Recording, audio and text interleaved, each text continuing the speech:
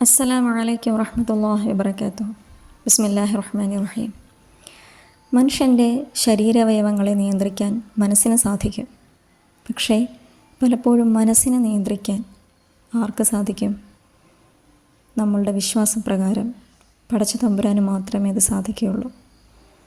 അതിനുവേണ്ടി പാപമോചനാഭ്യർത്ഥന അഥവാ ഇസ്തിഗ്ഫാർ ഇസ്ലാമിൽ ഏറ്റവും പുണ്യമുള്ളൊരു കാര്യമാണത്. മനുഷ്യരാണ്, തെറ്റുകൾ സംഭവിക്കും. നാം ആരും മലക്കുകളല്ല. തെറ്റ് ചെയ്യാത്ത അള്ളാഹുവിൻ്റെ സൃഷ്ടികളിൽ ഒരേയൊരു സൃഷ്ടിപ്പ് മലക്ക് മാത്രമാണ്. മനുഷ്യർ തെറ്റ് ചെയ്യുന്നവരല്ലായിരുന്നുവെങ്കിൽ അവയെ നശിപ്പിച്ചുകൊണ്ട് തെറ്റ് ചെയ്യുന്ന സമൂഹത്തിനെ അള്ളാഹു സൃഷ്ടിക്കുമായിരുന്നു എന്ന് പറഞ്ഞിട്ടുണ്ട്. അള്ളാഹുവിന് ഏറ്റവും ഇഷ്ടം തെറ്റ് ചെയ്യുകയും പശ്ചാത്തപിക്കുകയും ചെയ്യുന്നവരെയാണ്. വിശുദ്ധ ഖുർആനിൽ പറയുന്നു, സൂറത്തുൽ അന്നിസായിൽ 106-ാമത്തെ സൂക്തത്തിൽ, നിങ്ങൾ അള്ളാഹുവിനോട് പാപമോചനത്തിനായി അർത്ഥിക്കുക, അവൻ മാപ്പരുളുന്നവനും ദയാപരനുമാണല്ലോ. അതുപോലെ സൂറത്തുൽ ഹൂദിൽ പറയുന്നു, നിങ്ങളുടെ റബ്ബിനോട് മാപ്പ് തേടുവിൻ, അവങ്കിലേക്ക് പശ്ചാത്തപിച്ച് മടങ്ങുവിൻ, എങ്കിൽ ഒരു നിശ്ചിത കാലയളവ് വരെ അവൻ നിങ്ങൾക്ക് മെച്ചമായ ജീവിത വിഭവങ്ങൾ നൽകുന്നതാകുന്നു. ശ്രേഷ്ഠതയുള്ളവർക്ക് അവരുടെ ശ്രേഷ്ഠതയനുസരിച്ച് പ്രതിഫലം നൽകുന്നതാകുന്നു. എന്നാൽ പിന്തിരിഞ്ഞുകയാണെങ്കിലോ ഞാൻ ഭീകരമായ ഒരു മഹാദിനത്തിലെ ശിക്ഷയെ ഭയപ്പെടുന്നു. ഇസ്തിഗ്ഫാർ ചെയ്യുന്നതിലൂടെ മനുഷ്യൻ എക്കാലത്തും സദാ ഭയപ്പെടുന്ന ദാരിദ്ര്യത്തെ ഇല്ലാതാക്കാനാകുമെന്നും സമൃദ്ധിയും ഐശ്വര്യവും വന്നെത്തുമെന്നും ഈ സൂക്തങ്ങൾ നമ്മളെ പഠിപ്പിക്കുന്നുണ്ട്. ഒരിക്കൽ ഹസൻ ബസ്രി റഹ്മത്തുള്ളാഹി അലൈഹിയുടെ വിജ്ഞാന സദസ്സിൽ ഒരാൾ വരൾച്ചയെക്കുറിച്ച് ആവലാതിപ്പെട്ടു. അദ്ദേഹം പറഞ്ഞു, അള്ളാഹുവിനോട് മാപ്പ് തേടുക. മറ്റൊരാൾ ദാരിദ്ര്യത്തെക്കുറിച്ച് ആവലാതിപ്പെട്ടു.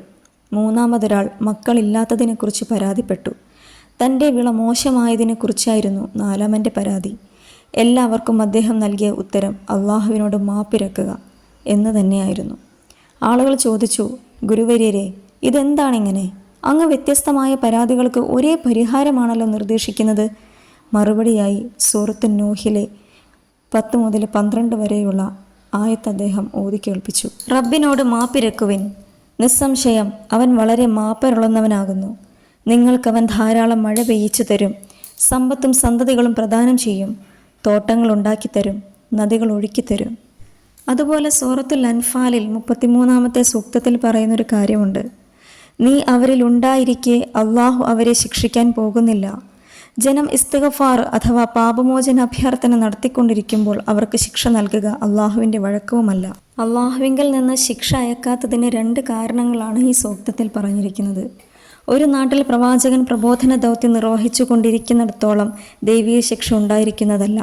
അതുപോലെ തങ്ങളുടെ ഭൂതകാല ചെയ്തികളിൽ മനം നൊന്ത് പാപമോചനാഭ്യർത്ഥന നടത്തുകയാണെങ്കിലും ആ ജനതയെ അള്ളാഹു ശിക്ഷിക്കുകയില്ല. ജീവിതത്തിൽ വിജയം കൈവരിക്കുമ്പോഴും അള്ളാഹു പ്രവാചകൻ സല്ലല്ലാഹു അലൈഹി വസല്ലമയോട് കൽപ്പിച്ചതും ഇസ്തിഗ്ഫാർ ചെയ്യാനായിരുന്നു.